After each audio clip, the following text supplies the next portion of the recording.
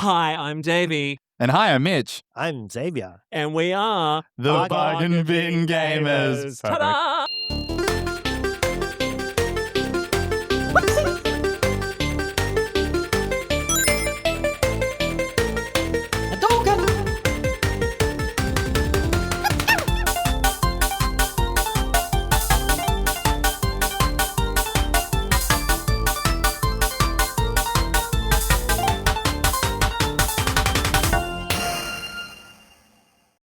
And this is the podcast and YouTube show where we put the gay in gaming. Whilst also looking after your hip pocket. My hip pocket is one with your hip pocket. I was going to now. say we're becoming one at this point. We are joined the hip pocket, if you will. I hate that. I know. It's a shared economy now. Exactly. It is a This is what the economy's done. We've had to get we're a thruple to survive in this economy. Exactly. We're shrinking. I know. Costs of the Bulldog have gone up. And we needed the extra help.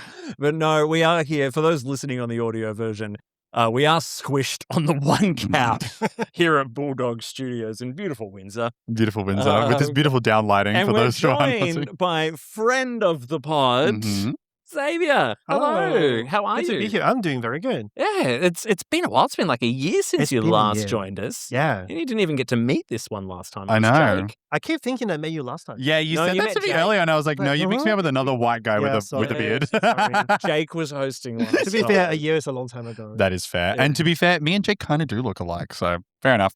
Do you? You I could be think so. twins. Okay, sure, we'll go with that. But before we get up to any further hijinks, we would like to give a big shout out to all of the BQN Podcast Network patrons, especially to this show's associate producer. May M. Hello, May. Hi, May. Hello.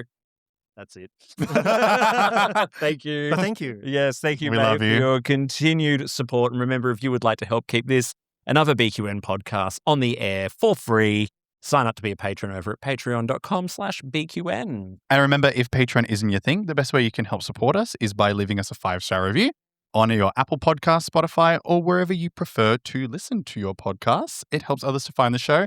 And if you're watching on YouTube, comment and like below. Tell us what you think. Give us a big thumbs up. Like, subscribe, and share. The algorithm loves a good thumbing. I've been partial to a thumb every now and then. Let's yap.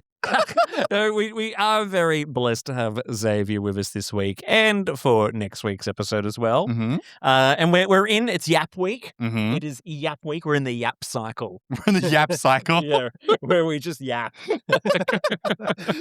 And so let's start with what we always start with, and that's what we are playing. I think the guest should go first. I think so too. All Yeah, right. What have you been playing lately, Xavier? I've been playing a party game called Sunderfolk. It's kind of like a D&D dungeon crawler.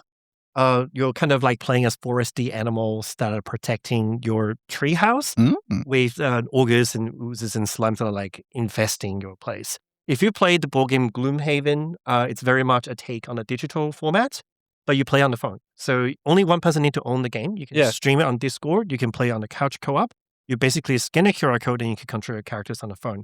So it makes it a great party game. I was going to say, at first I was like, oh my God, this is like a non-video game. No, it's a video game. Yeah. No, which is perfectly Dungeon fine. It's crawler. just... Yeah. Oh, cool. So how long has that been out for? Sunderfolk, I think it's been out for, I want to say 4 years, Mm-hmm. maybe 3 to 4. They've just updated with a expansion, so now there's more content, which is why I'm kind of going back and play it. See, this is where, this is the only one here. Yeah, Muggins here sitting next to me is the only person I know who I can play games with. I don't. We used to have like a group that would get around and play party games like that. And then they all died. No. They're still hiding. They're still with us, and we Okay, love good. them dearly. They're not listening, so I don't know anything nice. So what was that again? What was it called? It's called Sunderfolk. Sunderfolk. Sunderfolk. Sunderfolk. We'll have to grab a link for that one.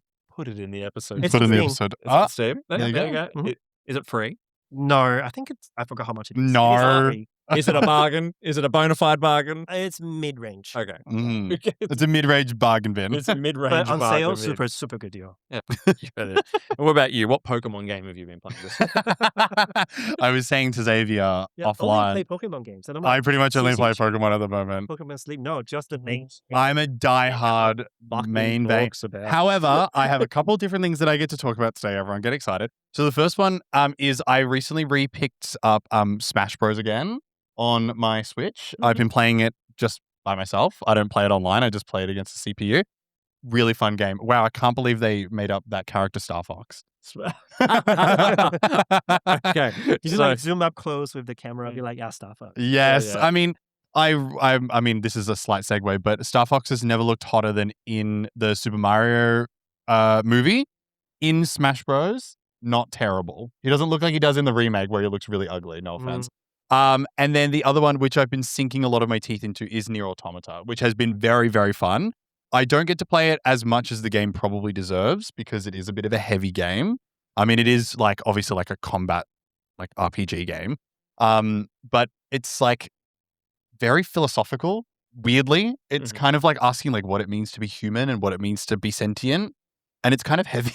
I wasn't quite expecting it to be like that. I knew of it going in. Wait, it's a JRPG, right? Yes. Yeah. A JRPG with like really heavy, like esoteric kind of what does the meaning of life is. Well, because you color me shots. I know. Because you're playing as androids and they're meant to be like cleaning up all of these robots, and it's like it's almost like a Blade Runner kind of situation where it's like, oh, like what makes a person a person? Like, is it just the memories? Is it because you believe you're a person? Yes, It's very good. So I definitely would say still go out and get it because I'm pretty sure it's still on sale. But yeah, I can understand why it won a bunch of stuff, and I'm not even really that far in. See, I saw the special on the Switch store, but it's the Switch 1 version. Which is no free upgrade to Switch 2 version. Well, I don't think there is a Switch 2 version. No, there isn't. How does it look? Because I do find sometimes when I download the Switch 1 versions, I'm like, oh, I can tell the difference now. I've been playing Switch 2 for a year. Yeah, I personally don't notice too much because I've mostly been playing handheld. It still looks pretty good. And I think, quote me if I'm wrong, I think the game came out in like 2018, 2019. So it looks just like a game from 2018. Okay. Like I personally was going into it assuming that. I knew it wasn't the Switch 2 like port or anything, so I wasn't expecting the graphics to be like stunnerlicious. It's like Solid 4 yes, level very that. Yeah. But for me, I find that kind of charming still. I'm still kind of stuck in that mindset of it. I played a demo and I got blown away. Yes. Like genre defying. You say it's an RPG combat. I'm like, it's a platformer too. It's a platformer too, yeah. Right? It's got a lot going on, and it's also like it's also like very story driven as well. So it's not just like combat and stuff. I think it's really kind of got its finger in every pie and it's doing a good job with it. Shadow of Colossus, that feel also. Oh, I love that game. Yeah. That's a good pull, by the way. Yeah. I want to play that game again. Deep cut on the Bargain Bin Gaymers. But that's what I've been playing. What about you, Davey? Go on. Well, I think I might play. No, I was letting you go first because I always value what you have to contribute to this. And I've been playing Pokemon Black too. My life has been largely consumed with Assassin's Creed Black Flag Racing. Is that a remake? It is a remake. Oh, cool. Came out just the other week. Is it a remake or a remaster? No, I mean, it's the same game. Yeah. But it is a whole new engine. It's not it's not an upscale. It's from the like same game but rebuilt from the ground up, new engine. There's a lot of like quality of life improvements. A lot of people saying apparently they've kind of neutered the battle system or the fighting system a little bit. I don't notice that, but then I haven't played it since I first played it 30 years ago when it originally came out. I've been seeing a lot of like chat about it online. What have they been saying about the combat? Like, well, apparently people have been saying like, oh, they've removed a whole bunch of like the mechanics of the combat. I can't specifically see what they're talking about. And maybe because I literally just spent the last month playing Assassin's Creed Shadows, which I picked up on special. And I can see they've very much carried over the current design, like even just like the GUI, the display of it, all that kind of stuff. The feel of it all looks exactly like that to an extent. So I think it's built off that same engine. And Assassin's Creed Shadows was a great looking game. But mind you, as I've said on this show, I did not enjoy Assassin's Creed Shadows very much. That's fair. I have to say, the Black Flag was my last Assassin's Creed. Yeah, mine too, actually. I have not played it for a very long time. It didn't get any better after that. I remember seeing a friend playing Origin. Is that a game? That's one in the Egypt. combat that he turned on the numbers of the damage. And I'm just like, am I seeing a JRPG? There's like 10,000, 100,000 numbers popping up. What is happening here? Yeah, I haven't played Origins, but I mean, there has been a lot since Black Flag. And having now played 2 Assassin's Creed games back to back, Black Flag is definitely where the series peaked. Yeah, I think because I think we spoke about it recently where I must have seen like a video about it. Maybe this was like 6 or 7 months ago. And we mentioned it on the pod like, wow, I haven't seen Black Flag in the zeitgeist for a while. Like I missed that game. And then suddenly they mentioned this. I'm going to have to play it once Davey's done. That's why we like physical media, lads. Yes. But on a PC? Xbox? A PS5. PS5. Yeah. I'm a PS5 PC Switch 2. I also have a PS5 with a disc. I still... Yeah. I've been buying the disc disc. too. I've been buying the disc. But yes, Mitchell will borrow it off me. That's how he bargain bin games. He waits for me to buy the physical and then he borrows it. You get your rich friend to buy the drink. I'm the not drinks. rich. I'm not rich. I just said drinks instead on mine. Paying you into I'm really thinking about it. Martial lives really getting to you. So like, in exchange, you get friendship. Exactly. I feel like Peter Parker with the symbiote at the moment. I got the raw end of that deal. But it did make me wonder, like, okay, this is like the 3rd game I think I've played this year that's a remake now. This has been the year of remakes at the moment. Well, because so we've had Star Fox. Yep. And now Assassin's Creed. We've also got Halo coming out. I'm actually really having a hard time with the fact that I just pre-ordered Halo on the PlayStation. Wow. Yeah. Yeah. I didn't know. Yeah, they're bringing it out on PlayStation. You're such a segregator. We've got Ocarina of Time remake coming out later in the Also, year I'm as sure there's a well. Final Fantasy VII Part 54 Redux coming out again. It's coming out next year. Oh, there you go. Because that game's been releasing for 15 years? Question mark? I think there's an episode in that as well. But I also 2 other games I've just dabbled a little bit in. So a game came out the other day called Dench Attack. As in like being attacked by teeth? It's a little indie game.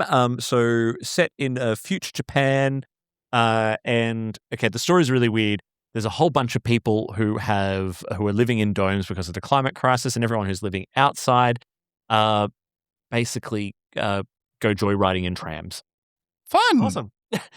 So here's the thing. Imagine if Sonic the Hedgehog, Crazy Taxi, and Jet Set Radio had a threesome. Right. That's this game. You're driving a tram around on all these crazy tracks. You're doing tricks. It is the most chaotic, insane. Like, I cannot remember all the button combinations I have to press to make this game work.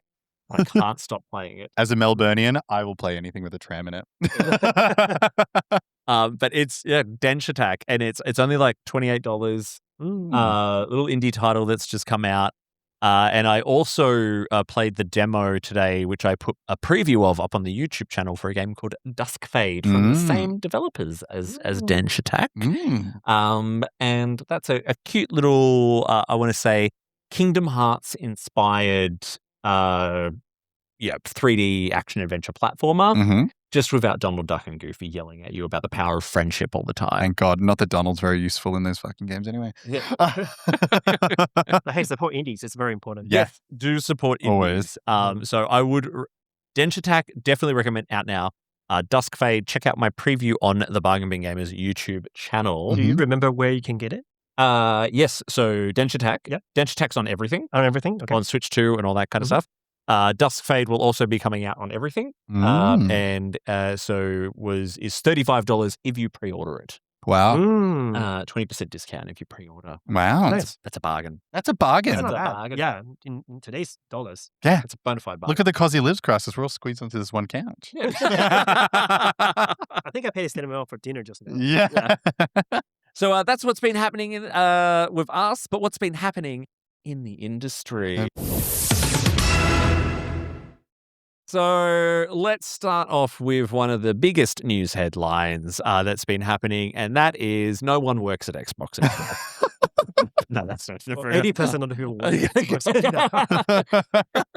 No, that's actually bad. And we do, our hearts do go out Yes. to we will continue to poke fun, but we are sorry. everyone who has unfortunately lost their job at Xbox because Microsoft cut around 1,600 Xbox staff and divested from 4 studios with total losses tipped to reach 3,200 people. Well, By next year. By next year. that's crazy. Holy shit. That's insane. So bad.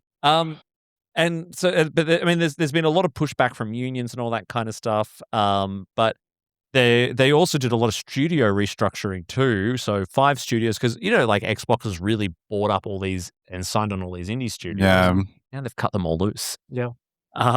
So 5 studios: Compulsion Studios, who made South of Midnight, which I played recently. Double Fine Productions, who made Psychonauts.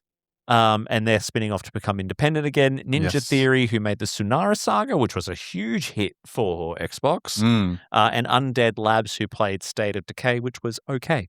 But they've entered into an agreement for new ownership as well. And I think I saw ID was also caught up in this as well. Yeah, not sure how that worked. Yeah, because they made a comment on their social media, don't worry, we're still making Doom just without Microsoft now.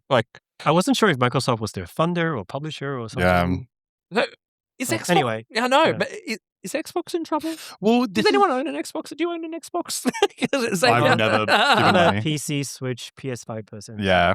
I was huge. Xbox 360 was same. Golden that age. was a golden age. In fact, because I went through my early 20s when I was partying and stuff, I kind of slipped away from gaming a little bit. Then the 360 came out. Oh my God.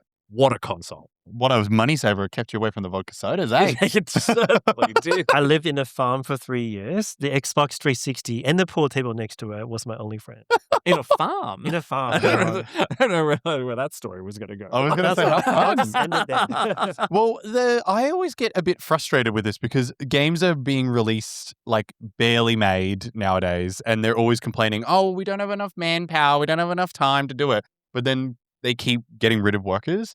So it's they want to have their cake and eat it too, but the cake is an underdeveloped game that patches for 9 hours when I buy it.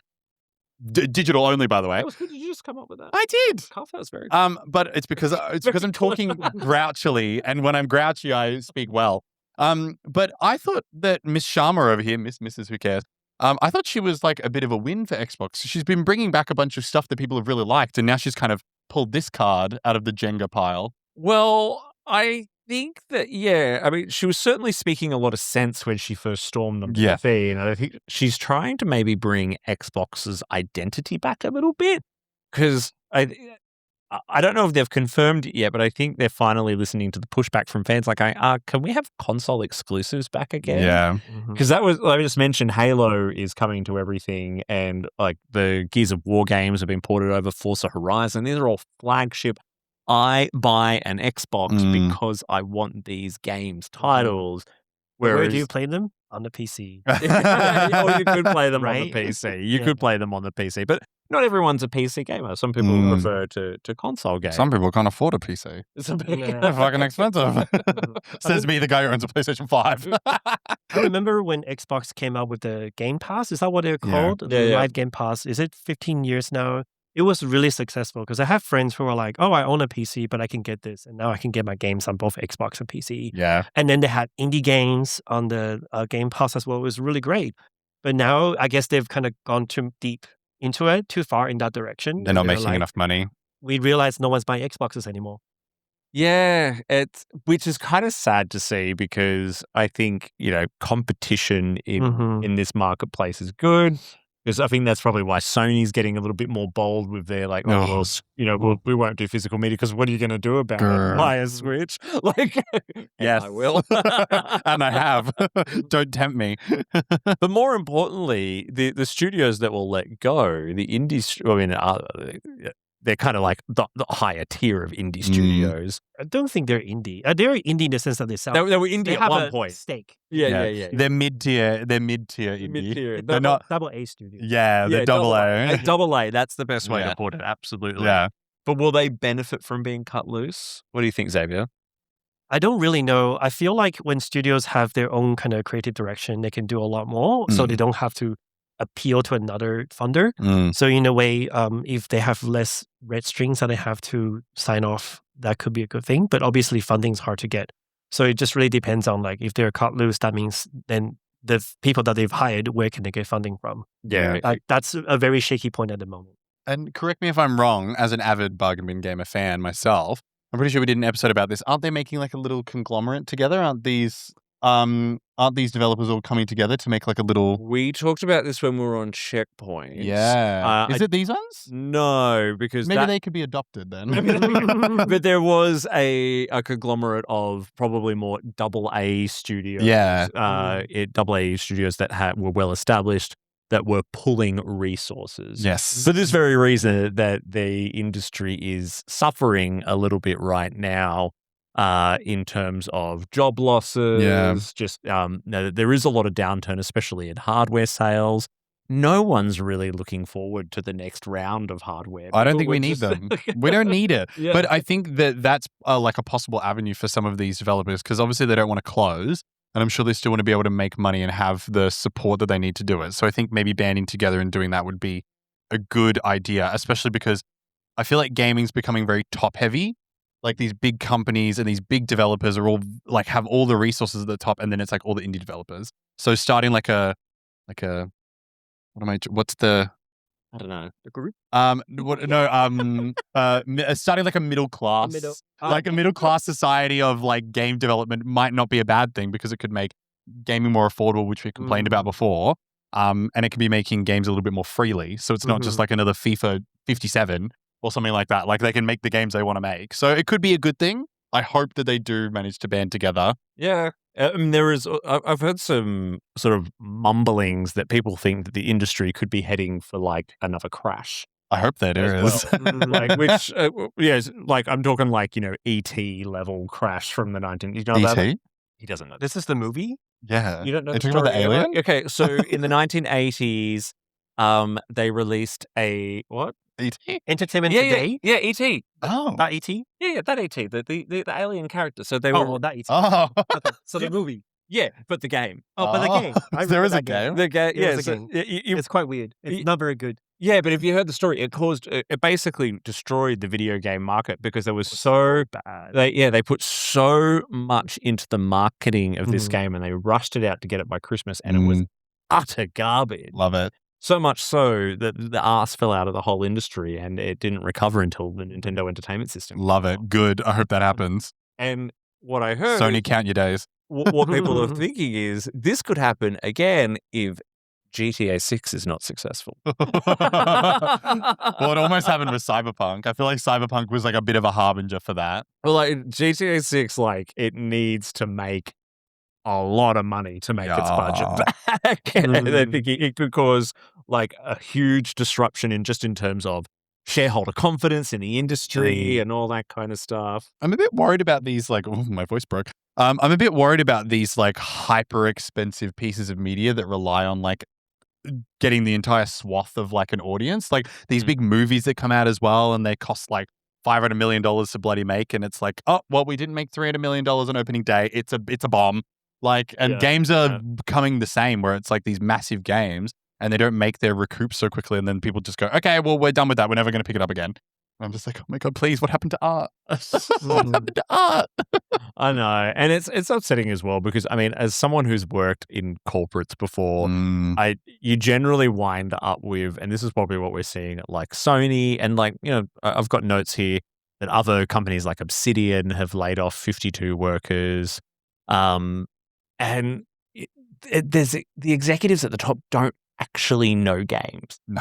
They're people who just want to make money, and there's much shareholder value in return for themselves. And you get this in a lot of tech companies too, where the people at the top don't know the tech, but the people at the bottom do. But the people at the top are sucking up all the money and just making all the, like, going, oh yeah, it's fine. I bet there's someone at Sony right now on the whole, like going back to the whole disc thing. And this is a bit of a tangent, who's like, going like, it's fine, people will get used to it. We're Sony, people love PlayStation, it's all good. Get the social media person on there to put some of these fires out, we'll be fine. Oh, funny story. Has anyone been following PlayStation's social media? okay, it's going about as well as you think. Basically, their posts have been so tone deaf. Oh, really? Their first post since the announcement was for some new arcade joystick, and people are like literally writing "fuck you" in CD emojis and all this kind of. And the next one was for like 75% off their digital store. Oh, lol. I've been seeing a lot of people be like, "Oh, actually, you haven't bought a bottle of water. You've bought the licensing to open the water, but you actually don't own it." And so I've been seeing a lot of like that media, like the tongue-in-cheekness of it. But I think that this, to put my little note into full circle, I do think that it could be a good thing that they're being let go because, as I said, it could put the process of designing these games back to a AA standard. Maybe they can all get together. And then it means the people that actually run these studios are people that actually play games and make it for the reason that they're wanting to make it. And it's that sweet spot between like AAA and indie that I think is where really, really great games come from. So, I don't know. I agree with you. I think AAA model is, it has been dead for 10 years. Yeah. It's just kind of struggling. I think ever since Bethesda put out New Vegas 2 or whatever it was, people are just like, this is the same game. And then Modern Warfare, Call of Duty, same game. Yeah. People are kind of got to the point where like, we want something new. I don't know where I read this, but someone once said the current generation, that's like 18 Gen Z, they're like growing up in the PS3 and the PS3, early PS4 era. As far as they can tell, the graphics has been amazing. Right? They didn't grow up in Game Boy. They didn't grow up in like the Nintendo 64. Yeah. As far as they can tell, the photorealistic games have been the standard. And we haven't really moved along that much more. Like maybe you have real-time ray tracing a little bit better, better fog effects, but it looks very, very similar.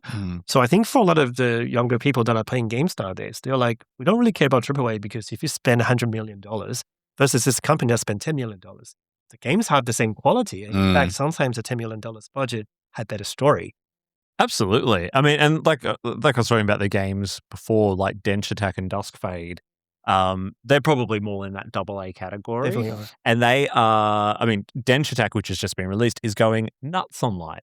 This little AA studio that came out of nowhere has produced this awesome game that's only $25 and it's really fun. It looks good. It's not like photorealistic. It's very stylized, but it doesn't need to be. Because it's different. I think that's the thing. You don't need to be the best at graphics, but you need to be different nowadays to be noticed. Yeah, that's what I would argue as well. I think there's two arguments to what you were saying as well. One is that I think graphical fidelity can only get so good before you don't really notice a difference. Like people, when Ghost of Yotei came out, people were like, wow, what a gorgeous game. And I'm like, I can't really tell the difference. Well, I have to wear glasses though. So maybe I'm not the right person, but I'm like, just because I can see every single hair follicle does not make a game for me. Like that to me, it doesn't matter. And I think that people who have grown up with like games like this, and I'm maybe one of them. I grew up with very nice looking games my whole life. It doesn't really matter to me. I'd rather a game have character and style over substance, or style and substance, I should say. So looking at games that have like an artistic point of view is a little bit more entrancing to me, which is where I think you're going to get from these like AA games. These like I don't want to say like mid-tier, mid-strength games who made Hades. Yeah, exactly right. Like that's exactly what I'm talking about. Like actually have creativity and not just be like a Forza 51. No offense, I know you like car games. You really feel like they brought the whole team together into the art direction. Yes. Well, it's also as well that the person leading the actual studio is a gamer or someone who does gaming. Like Supergiant, I know that they are obsessed with gaming because I followed them since they did Transistor. And like all of their games are all so similar but so different and they have such a clear vision, and it's obviously because it's coming from the top. But anyway. Yeah, there you go. What a yap that was. I know, that was a yap. It's important to yap. But it's important. It makes me think about how I play so many games now that remind me of the games I played growing up in the 90s. Like I'm playing The Adventures of Elliot Millennium Tales on the Switch too. Oh, wow. Which this whole HD 2D thing, which is like, this looks like a PlayStation 1 game and it's quite without the shitty controls. Which is good. Quality of life improvement. Yes. Yeah, but it's really, really comforting. So, wow.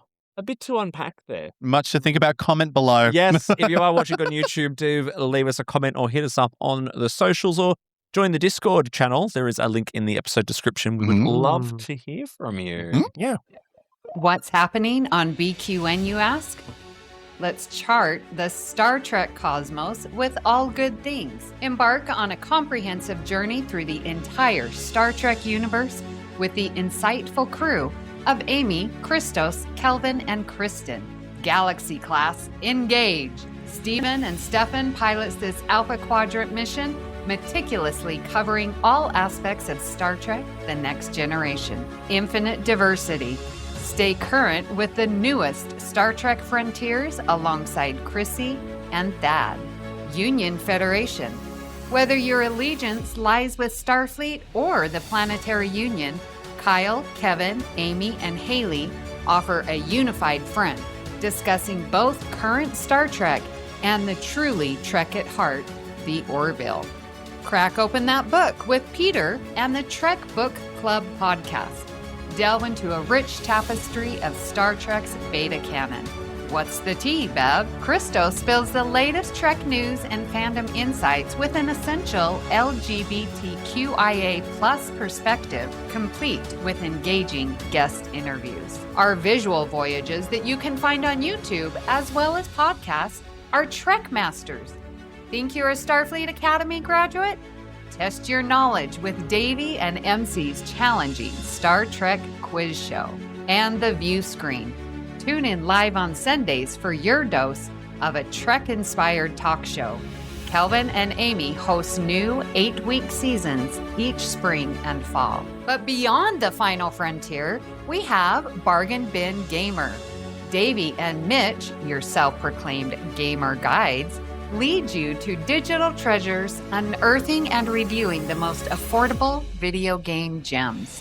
Cinema Z. Grab your metaphorical popcorn for Mark and Matt's cinematic deep dives, unearthing overlooked films that demand your attention.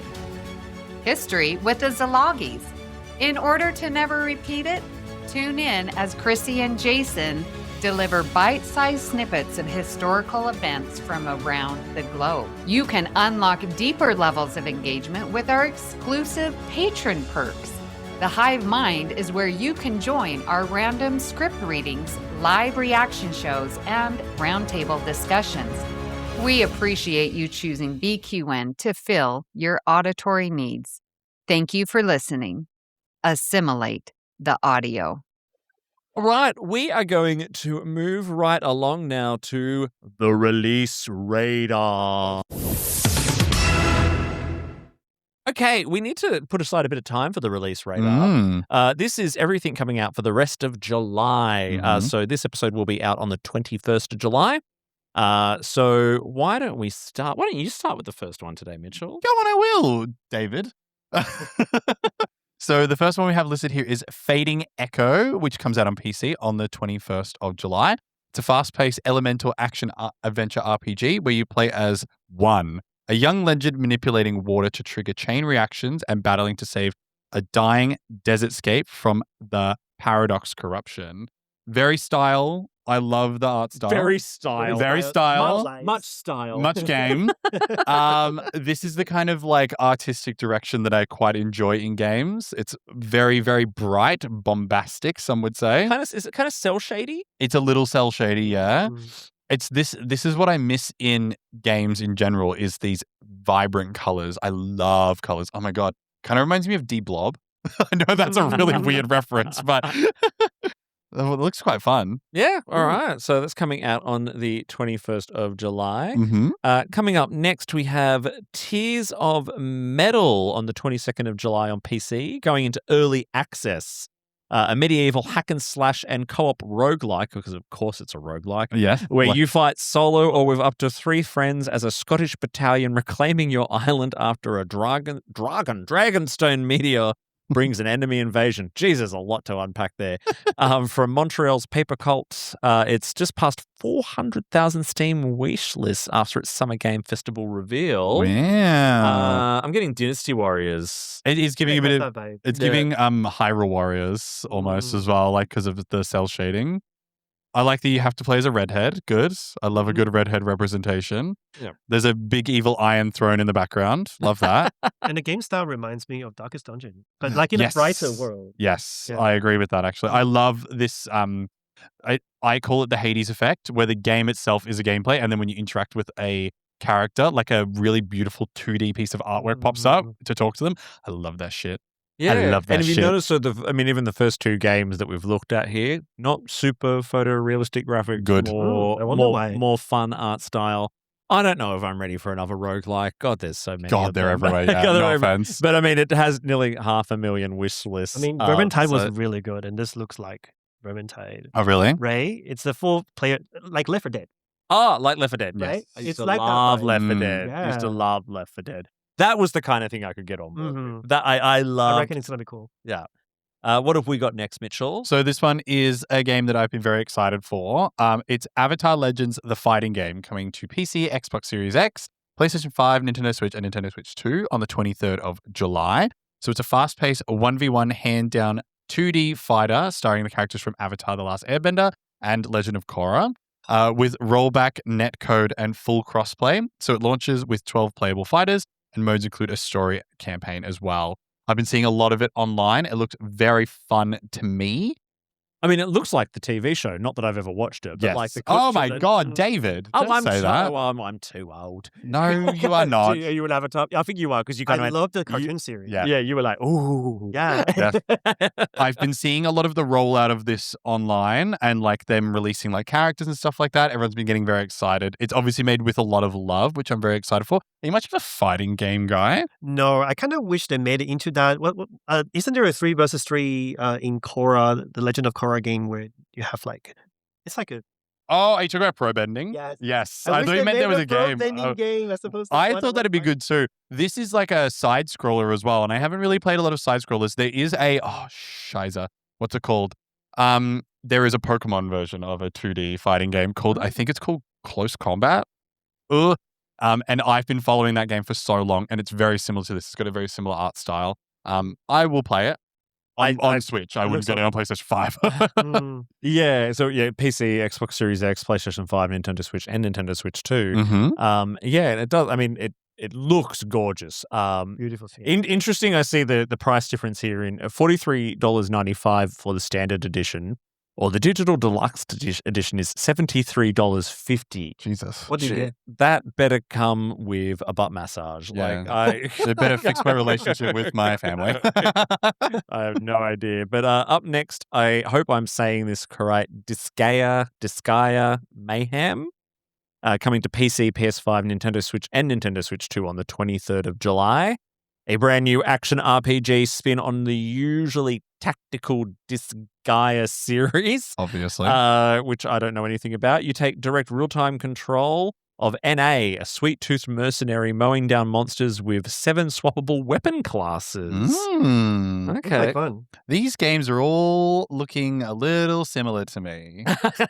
Everything's kind of Everything, I was just praising the first one about how colorful it was and how it's kind of cel shady. This is kind of giving, I hate to be derivative and I hate to compare games. It's kind of giving like a Genshin Impact light. Well, it's got that anime art style Yeah. to it, yeah. For sure. But like, I'm kind of noticing there's not like as many textures on the ground and stuff like that. It's like still obviously beautiful, but it's maybe not as technically demanding as like a Genshin Impact. Yeah, I think it's more sort of like almost like Bayonetta hack and slash kind of style. How dare you compare it to Bayonetta? I recently Well, 'cause it replayed the first one. It is so hard. Because it doesn't look like turn-based. Wow, there's okay, we're just watching it on Mitch's phone at the moment, and there is a giant big boobied nurse. A sexy cat girl nurse. Sexy cat girl nurse. Wow. Yes. This is Interesting. yeah, this should be quite the experience. It definitely looks like a game that advertisement looks like. I don't know how to word it other than that. It's very anime. It's very like, They know Yeah. their target audience. yes, Yeah, exactly they're right. appealing Exactly right. to it. If you ever watched Sword Art Online as a kid, you'd probably like this game. is Yeah, probably what I'm just a saying. It's more like reminder Fate Stay to Night. Yes, it's very Fate Stay Night. I probably should have said that actually. just a reminder to those listening on the audio version, we do have links to all of these games in the episode notes.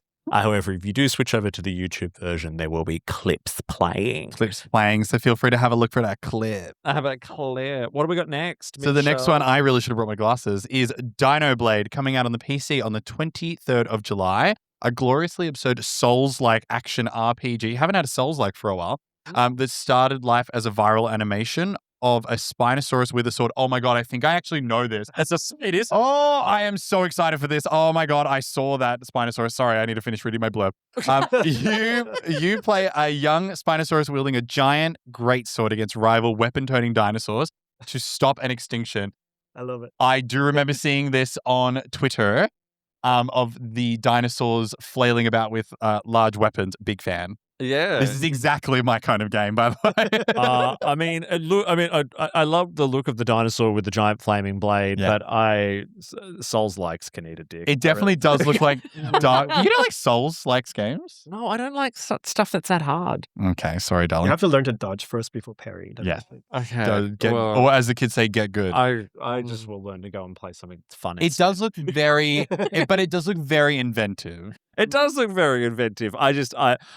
The punishingly hard is just not Yes. for me. Yeah. It doesn't look like it'd be that hard, though. It doesn't look like a classic Dark Souls, but it definitely has like similar elements. There's that rolling, there's the parrying, there's the reading of the moves. I think it looks fun. The fact that you are a Spinosaurus, such a topical dinosaur these days. Spinosaurus got recently rediscovered and now they have like extra fins and I stuff. know. Can't wait. There is a demo for it if you'd like to go and give that a look. Love. What's the next one, Davey? Up next is Gurai on PC, PlayStation 5, and Nintendo Switch on the 23rd of July. A hand-drawn monochromatic Whoa. samurai God, what is wrong with my reading? A hand-drawn monochromatic samurai boss rush from Brazilian indie Lobo Sagaz. Openly challenging classic samurai cinema. You play Rei, a spirit-hunting nature gods. Oh, that's fun.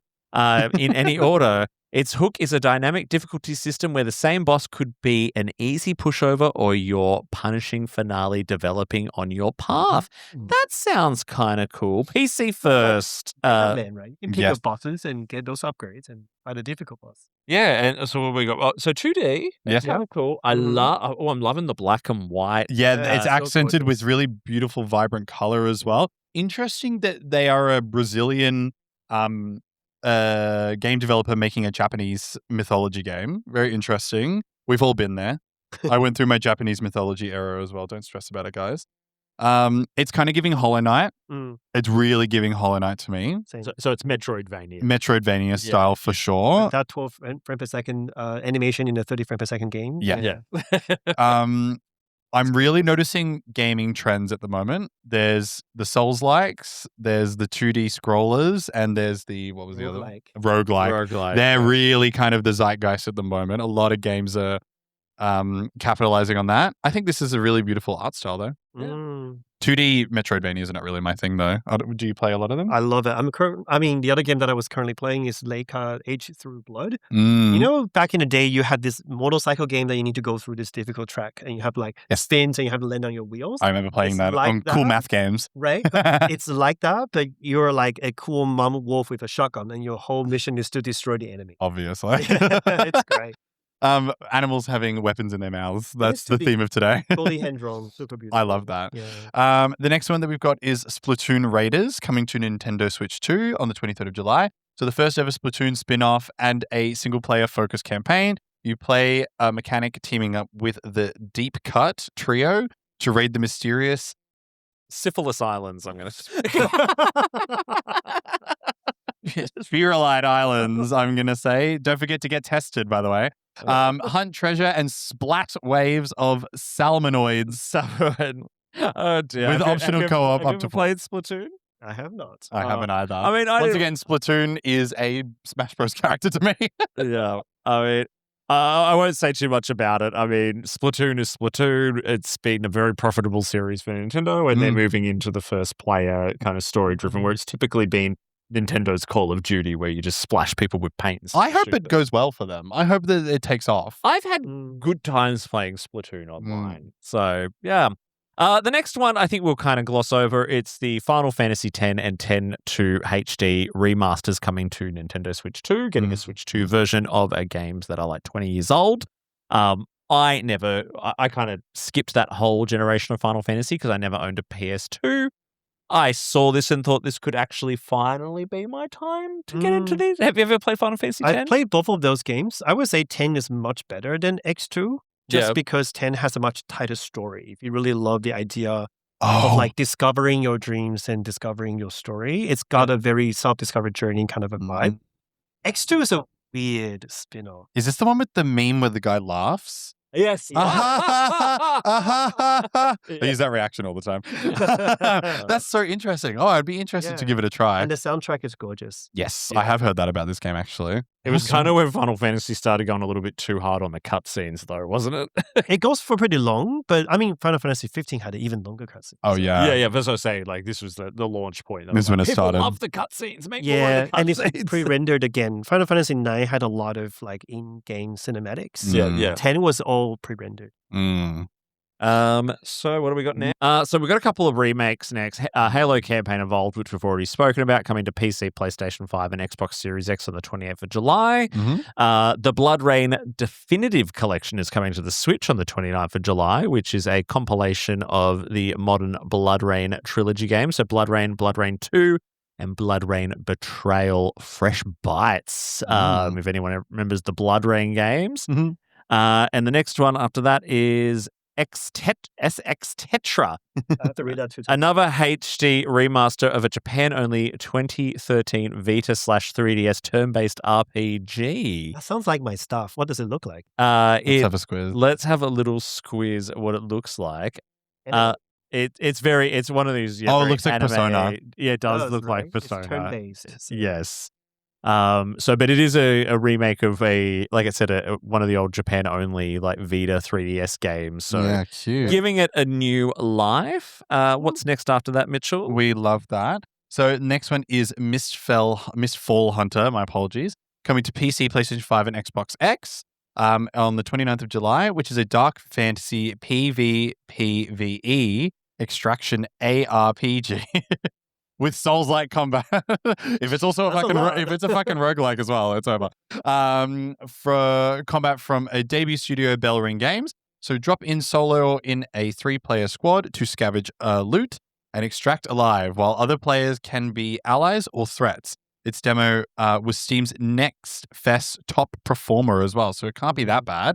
Oh, it looks very nice. I think we're seeing a lot of FMV scenes on the Steam page at the moment. God, Dark Souls really did define a whole genre of game, hasn't it? Yeah, there's a shot at the moment which just looks like Sensua. Yes.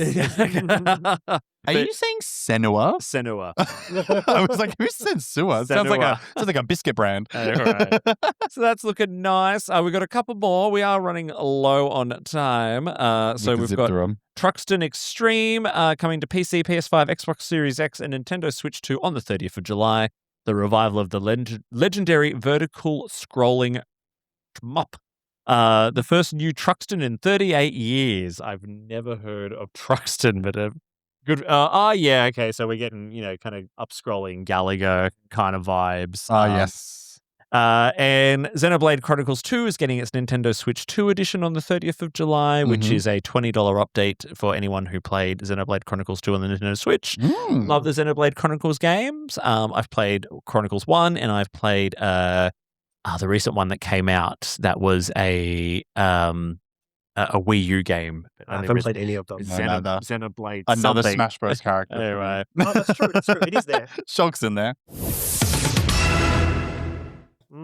And finally, we're going to finish off with the bargain watch list, which Xavier has lent us a couple of interesting little things, which I was not aware of. Yeah, the first one that I wanted to give a shout out, my friend NPCKC, who I worked with in my exhibition back in 2023, they are launched a non-binary coded games on Steam. It's a Steam Fest for 1 week that's going on right now. You said this episode is going on 21st of July. So that's right. It will still be there. I think it goes till the 22nd or the 23rd. I'm not sure. It's on the first top of the pages there.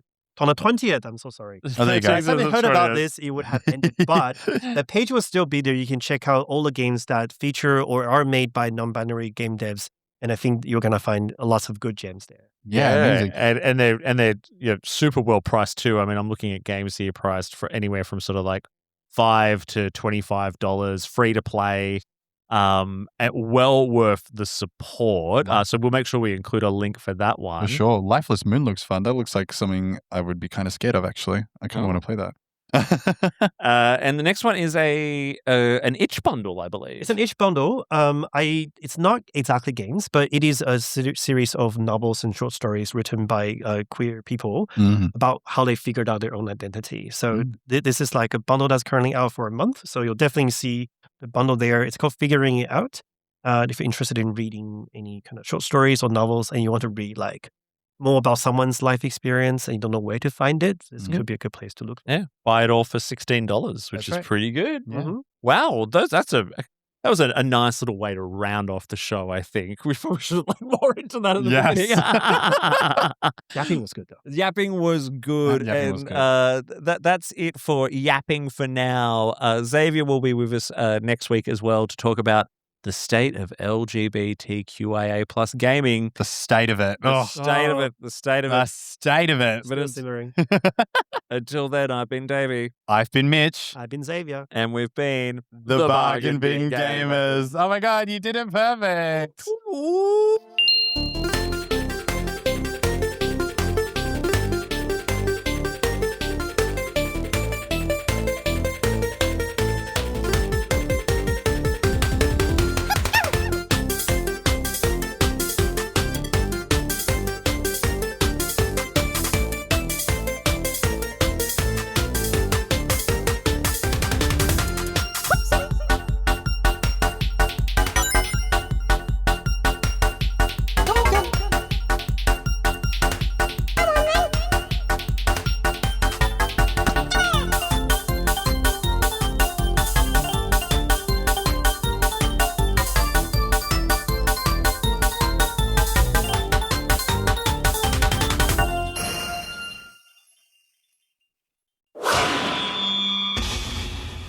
Double T Media.